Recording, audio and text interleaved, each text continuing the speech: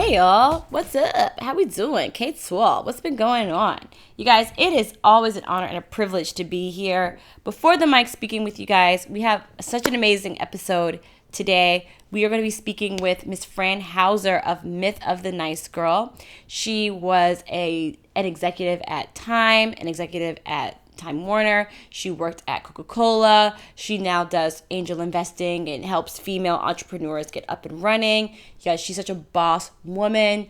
And she wrote this book called Myth of the Nice Girl. And it basically talks about how to be a boss and still retain your nice energy. It was such a pleasure to speak with her. You guys, before we get into that, 'cause I'm going to reel that back in. I want you guys to know that I am featuring Dollars to Dividends, which is a full comprehensive course on how to invest in the stock market. If you've been interested in learning how to use the stock market to your advantage, how to not be fearful when it comes to investing, how to get that money up for you and your investings, whatever your goals are, whether it be to save for a wedding or to save for a down payment on a home or to retire early or to go on that bougie ballin' trip that you've been talking so much about. You guys, this is the time. Like, this is the program to do it. This is the program. This is the time. I make sure that you guys are not scared. You guys, it's 4 weeks of training. It's 4 weeks of live coaching, 24/7 support. And you guys get to learn how to get money. We love it. So if you guys are interested in that, I will definitely have that in the show notes. And I will also have a link for you guys to schedule a consult with me to see if you are a perfect candidate for this program. Because I'm not taking everybody. I'm just saying we got money to make. So if you guys are interested in that, I'll definitely have that available. You all, I got to speak with Fran Hauser, amazing woman. What I loved about her book, you all, is that she describes her career trajectory as a boss woman, as a woman who has really worked the ranks, as a first-generation American who didn't know any who didn't know any English. She's Italian, didn't know any English when she came, and how she just rose the ranks. It is amazing, and still retain her kind persona. She writes that being a woman can be perceived as being a nice woman could be very negative, or we're not very assertive, we're passive. She does a really great job of distinguishing that. You guys, in love with her book. You guys, oh my gosh. I remember in my life struggling to be perceived as nice. I wanted everyone to think of me as a nice person. She's so sweet. She's so kind. She's so nice. Oh my gosh, she's the best. But there was a part of me that was still very assertive and bossy and wants to take charge and wants people to like me and wants people to respect me. It's really hard to find that balance as a woman. I really feel like if you are female in power, you're going to be perceived as the B word, or you're going to be perceived as mean. You can't be charismatic. You can't be funny. You can't be easygoing. You can't be portrayed as those things, because those are signs of weakness in women, whereas in men, they're just perceived as parts of leadership, great leadership. She dispels those myths. She gives you tangible evidence, tangible things that you can do right now to help assert your niceness, but still, by asserting yourself, but still retaining your niceness. So super, y'all, one of the best books I read in 2019. I read this book about a year ago. One of the best books I read. I had immediate takeaways that I used in my life. So I really think that she is going to be helpful for so many of you guys. So, and you all, one more thing that I wanted to share. When I first met with her, when I first reached out to her, it was February of 2020, and we're now in November of 2020. The interview was recorded in October. It took me, 9 months to talk to her? You guys, 9 whole entire months. Think about that. Consistency. I emailed her almost every month. I really wanted an opportunity to talk to this author. One of my favorite books of 2020. So relatable, so tangible, and easy to read, guys. That's what you need. And again, y'all know I'm an avid reader, and I am not going to tell y'all books that aren't going to be cute. I'm going to make sure that every book that I like, y'all going to like too, and keep it pushing. Anyway, guys, so I'm not going to talk too much because I do an intro when we do the actual interview. So you guys can listen to that. Please listen to her. Take notes. As always, guys, if you have any preguntas, you can always ask me. And I'll have my social media links in the show notes as well. You guys, such a privilege, such an honor, as always, to be before you all. Without further ado, here is Miss Fran Hauser of Myth of a Nice Girl. Enjoy. Hey, everybody. It's Ashley of Stacks and the City. And you all, it's always, you know how excited I get when I have amazing CEOs, legitimate CEOs here. You all, I have Fran Hauser here of this amazing book that I read. I read about a year ago. It's called The Myth of the Nice Girl. And it's a book basically about how you can be a boss and still be yourself despite what may come, you guys. I know a lot of us are professionals. I know a lot of us are attorneys. I know a lot of us are lobbyists if you're living in the DC area and you're getting promoted. What happens when you get promoted? You don't want to compromise who you are if you are a nice person, but you still don't want to be seen as kind of mean or evil. We have Fran Hauser, who's the author of this book, here today to talk about her journey of being a nice girl, nice boss, nice CEO. And she's going to be sharing with us all her insight. You guys, I am so excited to have her. Fran, thank you so much for being on the show. Oh, Ashley, I'm so happy to be here. Thank you. Oh my gosh, I can't wait. You guys, I have a fun story that I'm pretty sure I'm going to share with you guys earlier, but it took months, you all, to have her on the show. She is important. She's busy. She's booked, but you got to be consistent, you guys. She is a VIP. So super excited to have you here. Hey, hey, hey. And I'm glad we were able to make it work, right? Yes, me too. We were persistent and it paid off. I was. Y'all, I really, but y'all, Fran talks about that. You guys, I'm telling you, Fran, this book is a blueprint. I know, I feel like I'm hyping it, but it is worth hype. Anyway, okay, let's just scale back a little bit. Fran, tell us a little bit about who you are, and then we're going to talk a little bit about your family. Well, let's actually start with my family and with my upbringing, because I think it's an important part of who I am. It's I very much have an immigrant story. My parents are immigrants. They moved from southern Italy to a suburb outside of New York City called Mount Kisco when I was 2. So I was actually born in Italy. I'm the oldest of 4. And because of that, I ended up carrying a lot of responsibility because my parents didn't speak English. They both had trades. So, my dad was a landscaper, my mother was a seamstress. And they each created their own, small businesses when they moved here. And they didn't know English. No, they spoke no English. So I literally was the translator for them, at a very young age. So like if something broke in the house, if we needed an electrician, I was the one who was calling.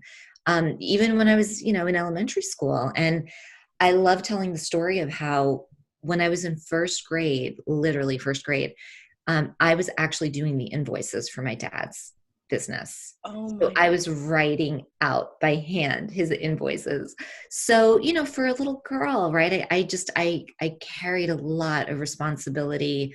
I grew up with a really strong work ethic, clearly. I can imagine. And, with this, values around family and how important family is, not just my immediate family, but my extended family. I have so many aunts and uncles, and my cousins were my best friends growing up, and we all lived in, the same neighborhood. So, family, work ethic. The other thing that I'll say that I really learned from my mom, and I think it's such a important part of my book, is this idea of being able to live with both kindness and strength, and to lead with both kindness and strength. And, really learning that those two things are not mutually exclusive. Watching her in her little tailoring shop, I would go there after school and I would see the way that she interacted with her clients, and there were many times where she had to be firm, but she did it in such a kind way. And I just, it was, those were very, I would say, poignant moments for me, kind of watching her do her thing and do it in a way that was so authentic. So yeah, I mean, so that was really my upbringing. And, I was first generation to go to college. Yep, which we're going to talk about. Right. So we could talk about that too. But yeah, it was really, it was growing up as an immigrant was really hard, but it was also so wonderful. And it really shaped who I am today. I love that. I love that. I want to focus really quickly on your mother, because it's interesting. Because I'm thinking this really sweet Italian woman, like you said, doesn't speak a lot of English, but I'm presuming were her employees also Italian? Were they American? Did they know English? How was she able to get her point across while still standing firm to her ground, and what I presume her employees still liked her. So I think that's an issue that people probably have. Yeah, well, look, what was so interesting about her tailoring shop is that it was run by her and her best friend. They grew up in Italy together. They have the same first name, Carmela. So it was Carmela and Carmela. And and her best friend Carmela was much more versed in the language. I So see. but it was great because I feel like my mom really learned, from her. And it was just the two of them. They didn't have employees. Like when I tell you the size of their shop was, a quarter of the size of this guest bedroom that I'm speaking to Yeah, yeah. today. I mean, it was tiny, tiny. Um, but I think going back to like the way that she communicated, a lot of it was nonverbal too. Like I just really remember her, like her face and like the way her eyes like would light up, and there was such a warmth always and a kindness in her eyes and the way that she would Hmm. smile. Nonverbal communication it's so important. It's like 93% of the effectiveness of a message comes from nonverbal versus the words that you use.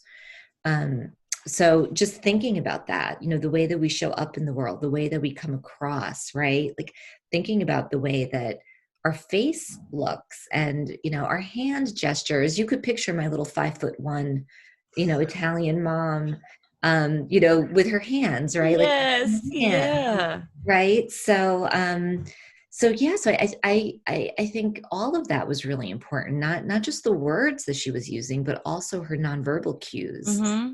were also just, it was just also really interesting to watch that. And I wouldn't say that she was being strategic or being manipulative. She was just being authentic. She Yeah, was being just being yourself. herself. Yeah. Yeah, and I love you talk a lot about nonverbal cues in your book as well, even when you're giving news or when you're speaking your opinion or when you're showing that you're engaged with someone. So I think, like you said, seeing your mom do that, and like you said, in a way that was very authentically her and still make people want to respect her, I think is really powerful.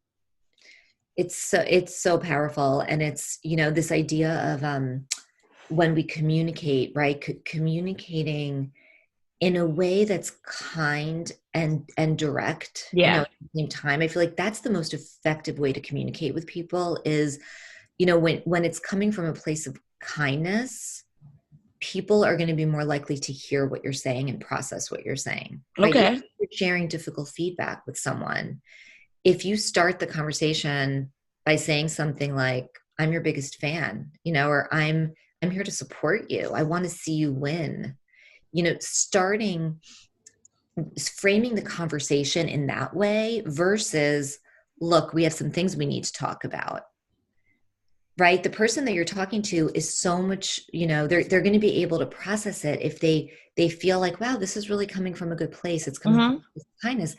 But then you also do really need to be direct about, the feedback that you're sharing, and be Mm-hmm. really specific. Like I actually had a boss once who was so nice, and she was trying to give me feedback, and it was so wishy-washy that I didn't understand what she was trying to tell me because she was Mm. sugarcoating it, right? Like it was definitely coming from a place of kindness, but she wasn't being direct enough and specific enough about what she wanted me to work on.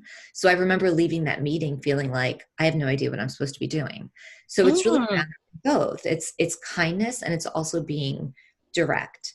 And the nonverbal comes in obviously with, eye contact and, you know, showing warmth and, right, like it all works together. And I feel like the more you do it, the more natural it becomes, I love right? The more yes. natural it becomes. I love, oh my goodness. So really it's what's the intentionality? So when you have somebody coming into your office, well, how do you feel? It's kind of like, how do you feel about that person from the beginning? Do you like them? If you like them, then whatever you're going to give them, they're going to understand and take that and use it as, like you said, constructive feedback. If you don't like somebody or they can feel that type of energy, well, they don't like me anyway. They're so mean. I hate them, blah, blah, blah. It's going to come off really negative and they're going to interpret that negatively. Absolutely. It's like, do I like this person? Do I trust this person? Do they have my best interests at heart? right? Those are all questions that you're asking yourself. There's a great study, I think it was done, I want to say it was the Harvard Business Review, that looked at warmth and competence as really two factors that we use to make a judgment about how we feel about a colleague. And we look at how warm are they? What are they kind of are they somebody who we want to hang with? Mm-hmm. Their energy and then we also look at their competence, right? Like, are they competent? And if they're competent, we're going to be more likely to respect them. In an ideal world, you want to be both, right? You want to be warmth, you want to have the warmth, and you also want to be competent, right? But what they found in this study was that if people had to choose between the two, they would rather work with somebody who was warm than with somebody who was competent. So personality really does matter more than your resume or your accolades or your college degree. It does in terms of really connecting, on a human level. Um, so again, like I always like to say, look, ideally you would be both, right? Mm-hmm. You would be likable and you would be competent. It would be both. Um, but really like thinking about kind of how important it is, like the way you show up, the way that you connect with people, are you empathetic? Are you showing that you really care about what's important to the other person? Absolutely. Are you taking the time to listen to them? Are you putting yourself in their shoes? Are you creating an environment of psychological safety?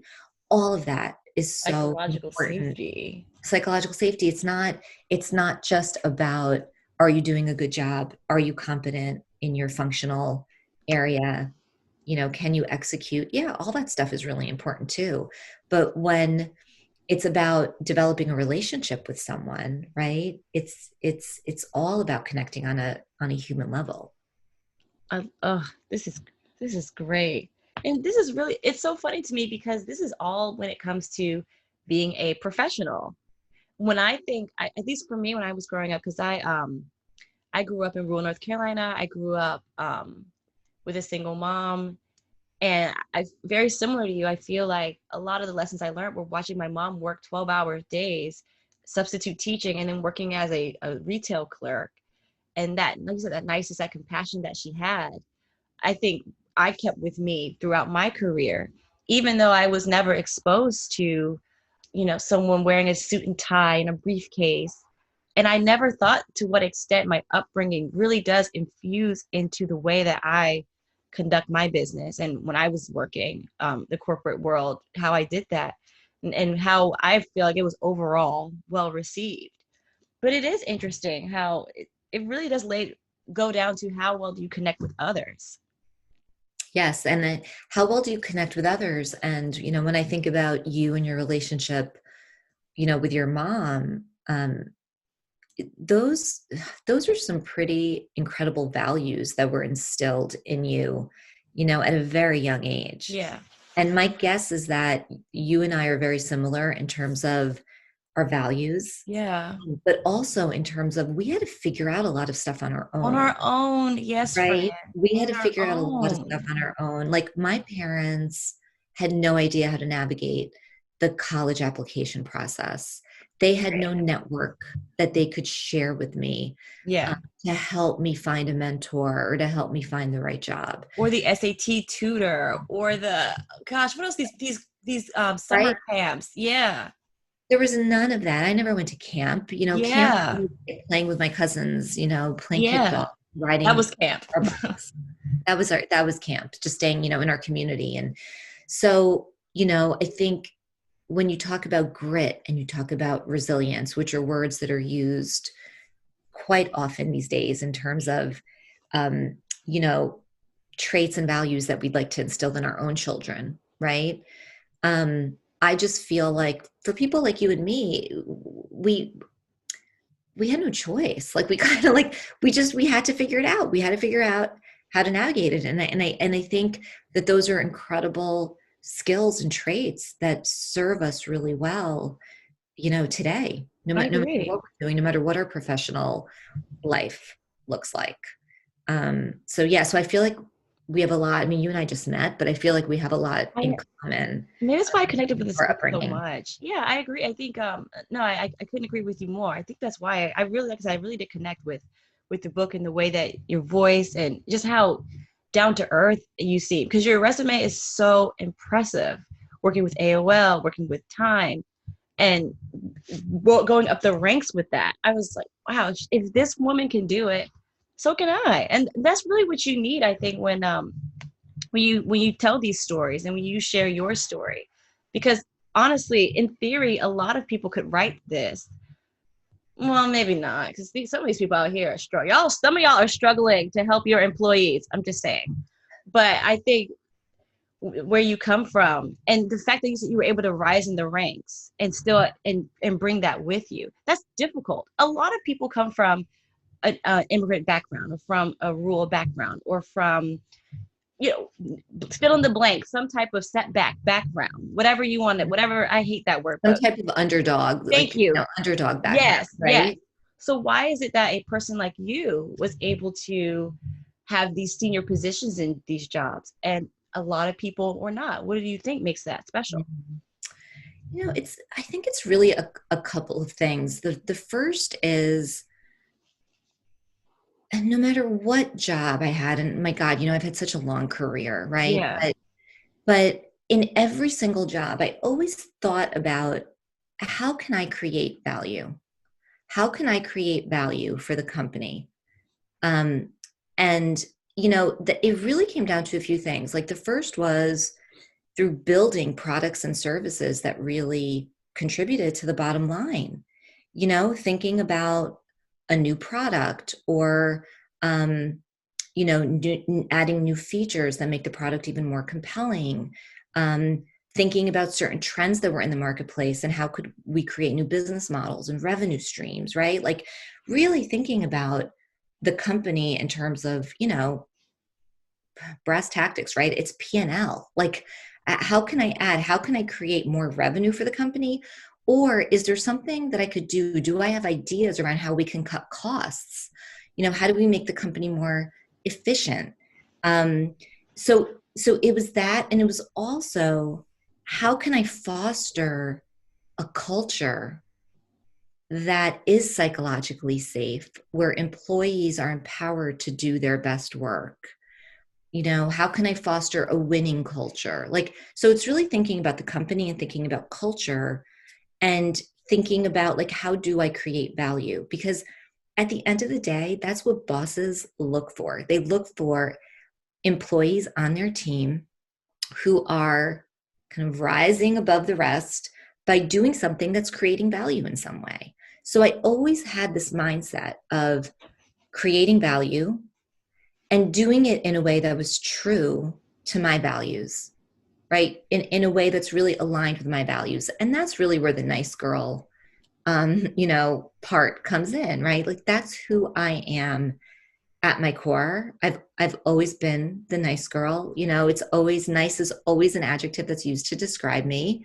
Um, and I think that it's why so many young women over the course of my career have asked me, like, how can you be so nice and still be successful? Because there's this myth that if you're too nice, you're not going to get the corner office, exactly. right? There, and that's really the whole book. It's this idea that it is a myth, because for me, like, I know that, I've always led with compassion, I've always led with empathy, I've always led with kindness. Um, and it's because of those things that I was able to be so successful, not despite those things. It's because of those things, combining those with this value creation mindset and execution mindset, that I believe that's why I was able to get to the corner office and, run a big division of a company. It's all of that. It's all of that combined.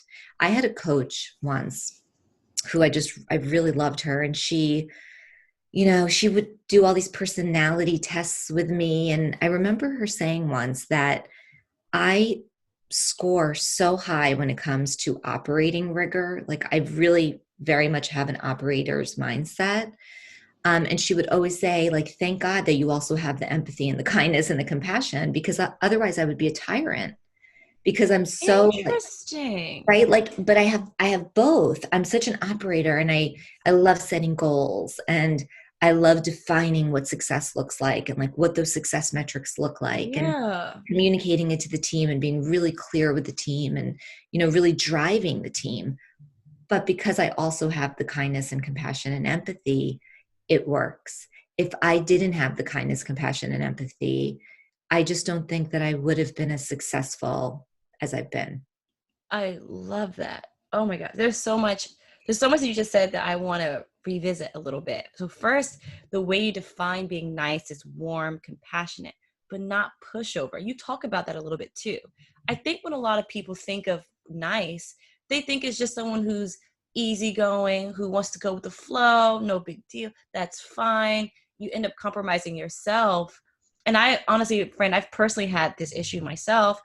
I don't want to cause any ruffles. So if Yes. that's what you want to do, that's fine, no big deal. But then people, it seems like, don't respect you. They don't ask for your opinion. They don't value your opinion. And you're too afraid to even speak up on it.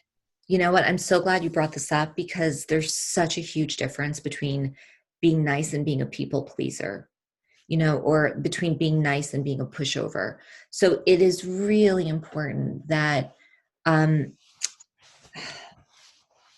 that you're also a little bit selfish. And I say that, like, with all due respect, right? Um, because it can't just be about being accommodating and not wanting to make waves, right? Sweeping things under the rug so that Yeah. ruffling feathers, like, because that's not going to serve you well. It's not. And, I think for me, being nice is really about being kind, being compassionate, being warm, being empathetic. Um, but it's also like it's also taking those things and kind of applying them towards yourself, right? It's not just about other people. It's also about um, showing empathy towards yourself, showing compassion towards yourself. It's really both.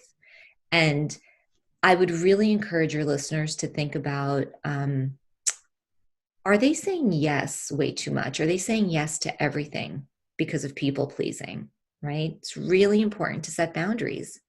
It's important to know, when you get that email request in your inbox, somebody's asking you to do something, to join a project, Yeah. an event. It's really important to avoid that knee jerk reaction of just saying yes. Really, Yeah. right? Like, press pause, think about, does it line up with my priorities? Is it something that's going to move the needle for me? Is it going to move the needle for my career? Does it matter? Is it something that's going to bring me joy? Asking yourself those questions before you just say yes, right? Um, because it's really okay to say no, and we should be saying no more, so that we're protective of our time and our energy, right? So that you're creating time and space for yourself to work on things that matter. But there's a balance to that too, right? You don't want Yes, to say too much to the point where you're not considered a team player. absolutely. Like, you want to be very strategic, you want to be really thoughtful, you want to be really intentional about that. And, I always like to, like, if I do say no, I always start by saying thank you, right? Thank you for thinking of me. Thank you for the invitation. Thank you. Showing gratitude. But then saying, look, right now I'm heads down working on whatever it is you're working on. What that does is it shows the other person you're really, like, thoughtful about, you know, your priorities, and making sure that you're working on the things that are going to move the needle, that you're Mm-hmm. working on your priorities. Mm-hmm. Um, and so being very thoughtful about saying no, right? So you should, this is not about, my gosh, you're right, you don't want to say no to everything because you want to be a team player. But at the same time, if you're saying yes to everything, you're going to come across as, oh, she'll Ashley will do it, let's just give it to Yeah. her. And then She's the so level of respect. accommodating, she'll do it. Yeah. That's Right? how But a lot of women feel though, Fran. I know, and trust me, I've been through it. I have been through Yeah. it myself. So it's something, especially earlier on in my career, that I Yes. really struggled with. And it took me a long time to find the confidence to say no. I was too afraid to say no because Yeah. I wanted to be the person that they go to. I wanted to be that person, like, oh, let's Exactly. go to Fran. She has such a great attitude, Yes. right? And that's Yes. too, like, you do want to be that person that's a great team player, that collaborates, that raises your hand, right? That is the go-to person, but at the same time, you don't want to be taken advantage of, you Right. know? And so I do think it's a balance. And I think the biggest piece of advice that I could give is just to be intentional and to press pause and to think about it before you say yes. You're going to say yes most of the time, but you don't Hmm. have to say yes all of the time, especially if you feel like, wow, I kind of feel like I'm being taken for granted right now, or I'm being taken advantage of. That doesn't feel good. That doesn't feel good. This might be one that I say no to. And Yeah. you say no with kindness. You say no in a really The kind warmth, way, the compassion. Yeah. right? With the With the compassion, intention. with the intention. But at the same time, when you say no, you don't have to write a 3-paragraph email over explaining why you can't do it. Like, That's what I want to I, do. I was I was listening to my husband say no to something the other day over the phone. He just said no. He just said no, I can't do that right now. Oh, Fran. And Oh my whereas goodness. we tend to, like, oh, let me write the 3-paragraph email about why I can't do it. Yeah. You can keep it 2 sentences. Just keep it short and sweet, you know? Wow. I hope you guys are hearing that because I'm telling you, my mind is blown too. I feel like I feel so guilty for saying no. But, for me in my business, the more out there I'm getting more requests from people. Some of these requests I really don't want to do. But I will tell you, I procrastinate saying the no that I need to say because I don't want to hurt their feelings. But then I'm I like, well, people know, tell me no all the time. I know, right? Well, here's the other, like, little piece of advice that I would give, because this is something I do a lot, is if someone asks me to do something and I don't feel like it's the best use of my time. What I might do is say, I can't do that, but here's what I can do for you. Mm, So, as an example, like while I was writing the book, I had a lot of founders who were reaching out, who were asking me to take a look at their businesses to potentially invest. And that's a 2-hour commitment, at least for me, because I have to read the deck and then I have to meet with them. And then there's always next steps that come out. So it's 2 hours. And what I would do sometimes is I would say, I'm unable to do that. I'm, heads down working on my book, but I would be happy to connect you with a potential investor in my network. I see. And I would ask them to write an email that I could easily forward, right? Because it even takes time to write the email. It Like, does people, take time to write the email. right? So, like, I would just ask, I would say, if you wouldn't mind just, writing a forwardable email, I would be happy to send it to these 3 people and see if they would be interested in taking a meeting. Wow. Or I might say, I have time to do a 20-minute phone call with you, if you come with very specific questions that things that you're struggling with as you're making your business case, I'm happy to take 20 minutes and go through those with you. So there's sort of this sweet spot between yes and no, Yeah. where you're not saying yes to the 2-hour commitment or to the multi-week commitment or whatever it is, Right. but you're still being helpful in a lower lift way. Maybe it's, I can't attend the event, but I'd love to promote it on social media. Yeah. I love that. So Just there's still a way to help because I want to help young girls. You want to help young girls. You want to help. You want to do that. But like you said, you have to be respectful and compassionate and warm with your time and your family as well. Oh, friends, great. what Rebecca Minkoff said the other day, which I love, which I, I I love love her. this. I love I her. love I her. love her. She said that what she does, for younger women that are looking to get into the fashion business, is she'll do ask me anythings over Instagram Live. And it's just like, 10 minutes. Come on, ask me anything. So there are ways to give back. Every once in a while I'll do a mentor circle where when women reach out to me asking for a Zoom date or a coffee date or, whatever it is, um, if I don't have the time to do a one-on-one, I literally keep a list. And when I get to like 10 women, I bring them all together. And I call it a mentor circle. Everybody brings an offer and an ask. And that, instead of 10 hours, it's 1 hour.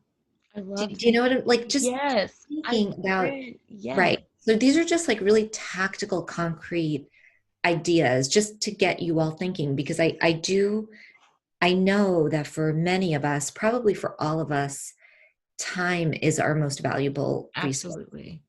So we just really have to be protective of it. And at the same time, we're givers. So it's just being really Yeah. smart about how we give, and we're still protective of our time. Friend, that's you guys. Oh my gosh, I'm gonna tear up. I'm like, well, I can. Cause I'm even, like I said, even talking to you, I'm like, oh, I can do that. Oh, that makes sense to do. Oh, that's great. Oh, yeah. Like it's using that time and still being able to impact people directly. It gets harder to do that the farther up you go, and then you just become this esoteric, nebulous person that no one that you see, but you never get to interact with. I love that.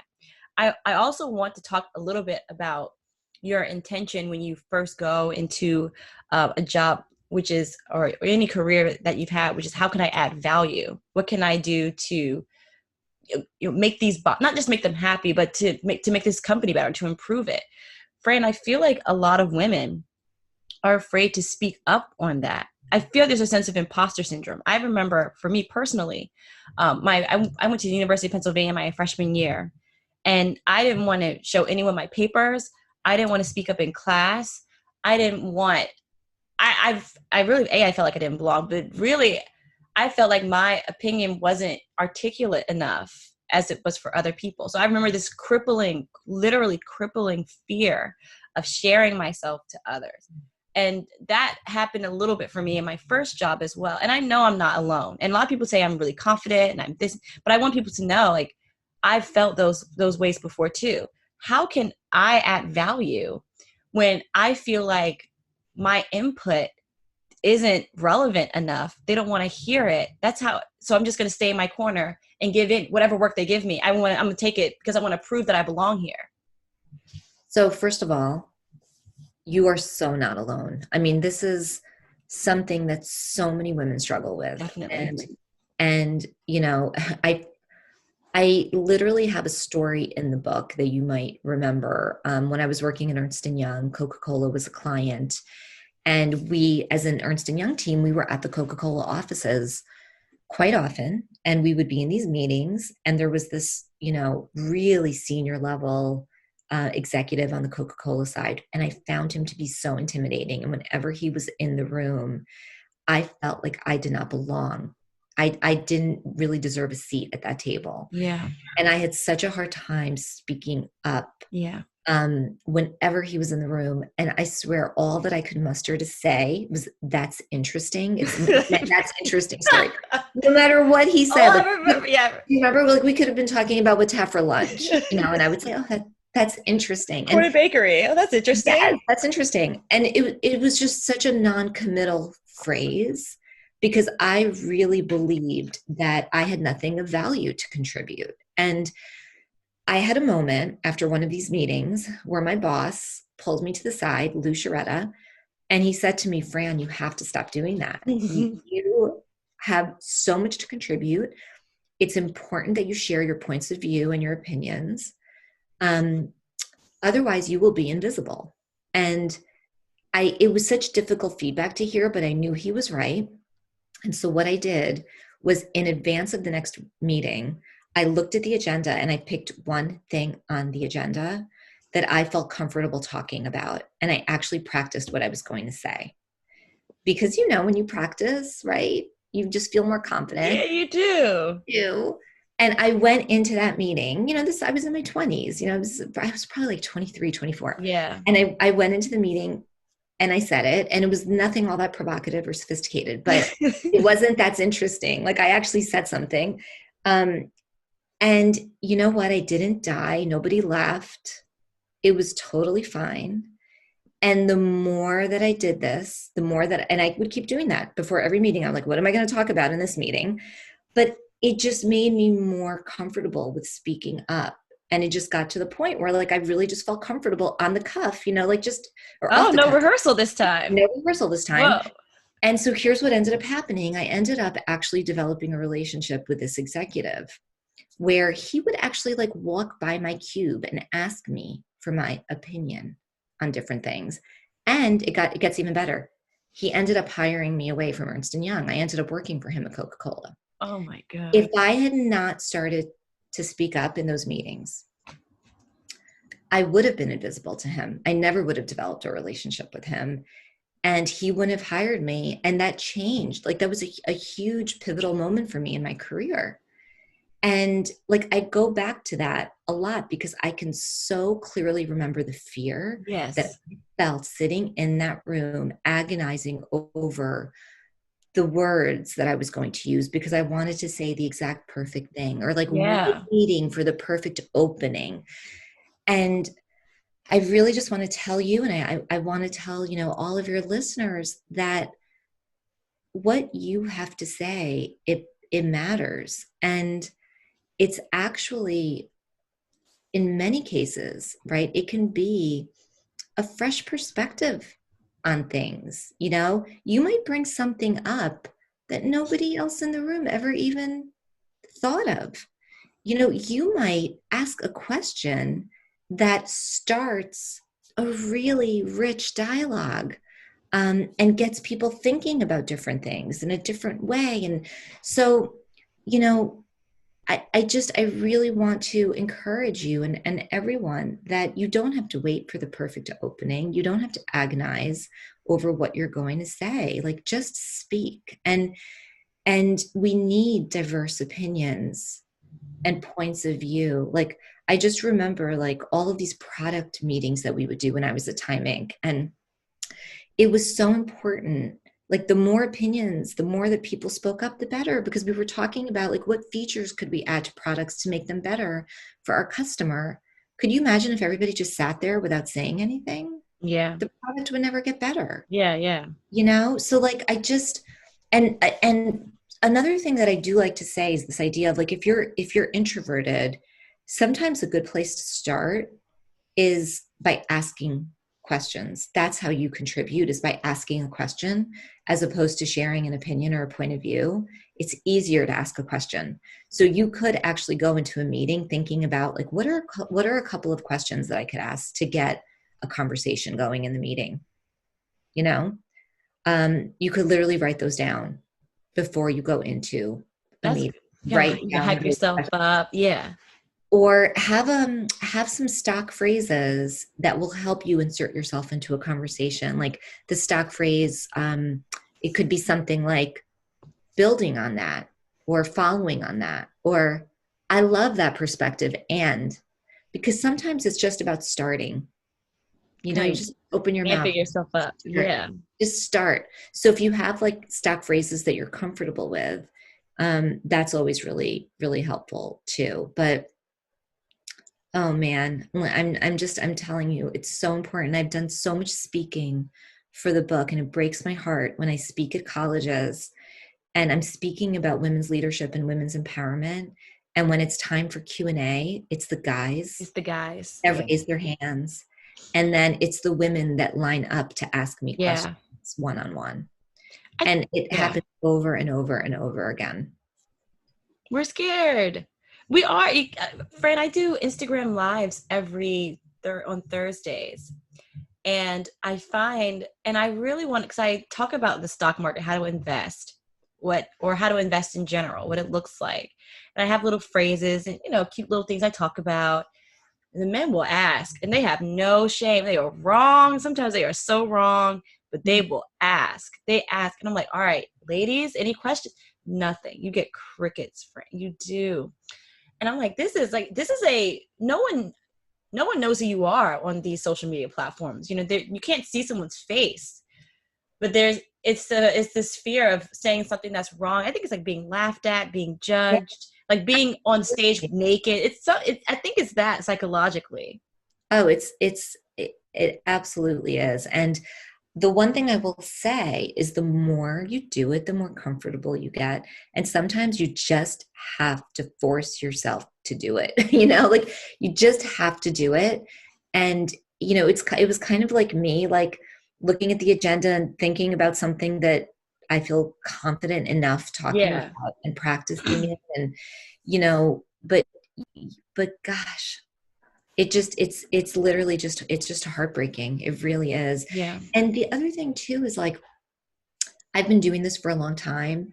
I still get imposter syndrome. Yeah. I still Mhm. feel sometimes I will never forget this. It was probably a year ago. I was invited to a breakfast roundtable with about 20 people, and the topic was compassionate leadership.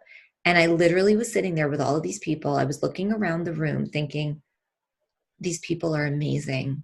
They're incredible. Their accomplishments. Oh my God, why am I here? This is what I was saying in my head. What? Why am I here? And then I had to remind myself, I literally wrote the book on compassionate. Exactly. I Yeah. wrote a book about this. And I was so nervous. And I really felt like it took me a while. I probably did not speak up until halfway through the breakfast. And why? Because when I was younger, this all starts from when, as a Yeah. child, I Yeah. always had a hard time speaking up in the classroom. I very rarely raised my hand. I was very shy. I was very scared. And, you know, those are habits that you create. We Yeah. create habits when we're very, very young. Um, and and those things stay with you. And so the fact that I am still struggling with this, but then I have to kind of pump myself up, and I have to like start like getting rid of the negative self-talk and changing it to like, reframing it in a much more positive way where I get my confidence back. Yeah. But it's literally talking to myself like, Fran, like, oh my, you wrote the book. You What's wrote the- the book on this topic. Yeah. You have so much to offer. Like, so it's, I want to share that because I don't think it'll ever totally go away. Right. But it's something we have to be mindful of. So I know this is something that I struggle with. So I have to be very mindful of it. I have to be very aware of it.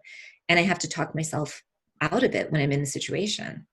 I love it. And I like you said, it's mindful. It's just instead of letting the negative thought control you, it's acknowledging the thought and doing something in your present to change the thought, or maybe not change the thought, change the action, because that's more important sometimes than even the thought.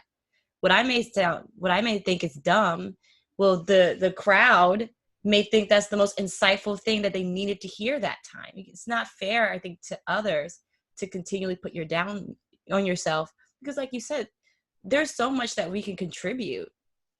And Fran, I feel like media and what I've seen on TV implicitly discounts that. I think because I'm trying to put myself in that position because, like you said, the more you do, the easier it gets. But when I grew up, I only saw white men on and talking about finance stuff, Yeah. or even like being managers. When you see that, you're going to think that that's just not where you're supposed to be because they don't look like you or they don't share your experiences. So as you grow up, if you continue to believe that, you're going to purposefully prevent yourself from getting there because it's not what you've seen.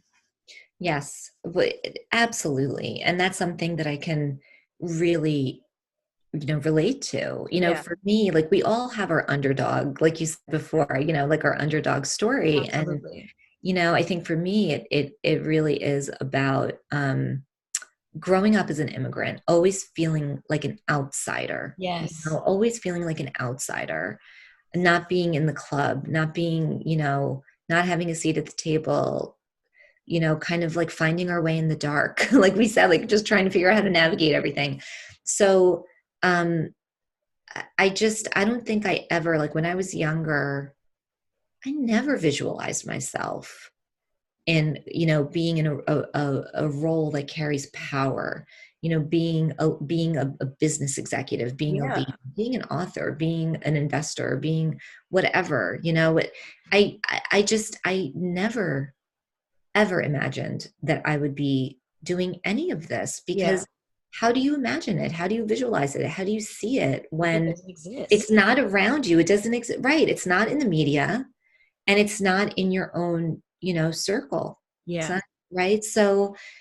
Um, so yeah, and I think the media has huge responsibility to be more representative of what the world really looks like, you And what know? people want. Like you said, you may not imagine it, but you want to be successful or whatever that version looks like to you. You want to be able to provide for your family. You want to be able to make others happy. I think that's a universal feeling. But if you're in an environment where it's hard to do that, how can what can you do to stimulate your imagination? For me, it's always been reading. I've always been an avid reader. And Me too. Fran, I love reading changed my life. Like I remember being 5 and those librarians with those huge books like The Hungry Caterpillar, it changes your life. And I think that's why for me, I was exposed to so many different stories and people and young girls and I love historical fiction. It changed the way I saw myself. I saw a lot of myself in these girls, in these books. And I think that's why I've applied that. It expands your imagination. Whereas if you're not reading or watching TV, in my opinion, it's much difficult for you to imagine a different life for yourself. Oh my gosh, I 1000% agree with that. 1000%. Reading, oh my gosh, it has just been such an important part of my life. Yeah. From the time that I was a young, I would be sitting in my bedroom as a young girl with my back up against my bed, on the floor, engrossed in a book. And my mother would come in, and she would say, "You're reading again?" Like she just They're so confused. like I just, whether it was escaping, whether it was, learning through kind of, characters. Yes. Um, and truthfully, even when I first became a manager, when I was at Coca-Cola and I was in my first managerial role, I have to tell you, I learned so much about management and leadership from books. I mean, The 7 Habits of Highly Effective People by Stephen Covey. Love that book. Oh my God, like that was one of the first books that I read. And so, or I think about even over the last 6 months, reading has kept me sane. Yes. How many books I've read. I mean, just sitting in my little reading nook in my, back porch. Like, so reading is so Beautiful. important to me, so important to me. Um, and I do encourage everyone to like find the time to read. Yeah. Find the time, because I hear that a lot. I don't have the time. Make the Yes, time, prioritize it. Like it can be life changing. it can absolutely be life changing. And I always tell people, like you say, if you don't have the time, maybe you need to read a picture book. And they're laughing at me. But no, those fables, some adults can use the Aesop fables. I'm not even sure if I'm saying that right, but some of Yeah. y'all can use them because the little engine that could. I'm like, wow, I think we can apply it to our life. It's a picture book. Read It's a that, picture book. literally. One of my favorites is Oh, the Places You'll Go. Oh my Like God, I I love I that book I so cannot much. I I love that cannot book. read I can't read that book without crying. And I I like love my boys are 8 and 10, and I still read them that book. Like and it's like the best graduation, so beautiful. I right? agree. Fran, I I love love that that book. book. I love I that book love so much. that book. And I'm just thinking about, I was looking up, there's a book that just came out this year. Um, it's a fable. It's just a small little book that you can read in like 20 minutes. And it's for anyone from the age of 8 to 90. Mm-hmm. Beautiful illustrations, and just with these like beautiful like affirmations and quotes. And it's going to drive me crazy because I can't think of what it's called right now. It's like the boy, the mole, the horse. The I'm going to look it up and I'm going to email it to you. Maybe Let you me could put it in know. show notes, because it is just it's just so sweet. So I really want to share it with your audience. Oh my gosh. Thank you, Fran. I honestly, literally, like, genuinely could talk to you all day. Like, there's Oh, so, Ashley, this was this wonderful. was You're amazing. no, Fran. You are like, it's so funny. Like, the person that you are and that I read in this book to me just amplified in real life. And I've met people who have great like public personas. I also think three tiers of people. They're a great public persona, or maybe they're great in person, but when you really speak with them one on one, which is rare, I feel like you really get an idea of how that person operates in things. And I'm just like, wow, like this is a microcosm of the wealth, not only the knowledge, the expansion, like you said, that warmth and compassion that you have. And I like it's Tuesday, you made my week, Fran. Like I'm like, wow, I can't believe I find so much of myself in you, which means a lot because I want to be you. You know, I do. I want to be you. I I want want to to be be you, Ashley. You're amazing. Honestly, you're amazing. I love what you're doing. Please keep it up. You're just doing such great work and you're putting just like such a wonderful energy out into the world. And we really, really need it right now. So thank you. I'm sending you so much love. oh, I And feel it. I feel let's it over Zoom. yay. Take care. Thank you Thank so you much for so having much. me. Thank you. Thank you. And Fran, like I said, if there's anything I can do for you, just let me know. But your show will be out probably toward the end of October, but I'll let you know. But like I said, it's an honor. It's such an It's, honor. so one thing I'm going to ask, I am going to ask you, Please. but you're going to love this. I think I'm actually starting a bookstagram. When you brought up reading, it's probably going to launch in November. So I'll let you know when it launches and any help, just like promoting it and following it. I like when you said reading is reading is my life. And I'm like, I need a creative outlet right now. That's just something that's pure joy and fun. Um, and I'm going to be doing a little monthly column that's just like hashtag 3 great reads. I'm going to fold that into it. So I'll let you know. I'll keep you Fran, posted, but please, I please, will. please, please, please do. I will. Please I do. will. All I right. will. You have a wonderful day. Stay strong. Stay You too. strong. Take care. You too. Bye. Bye.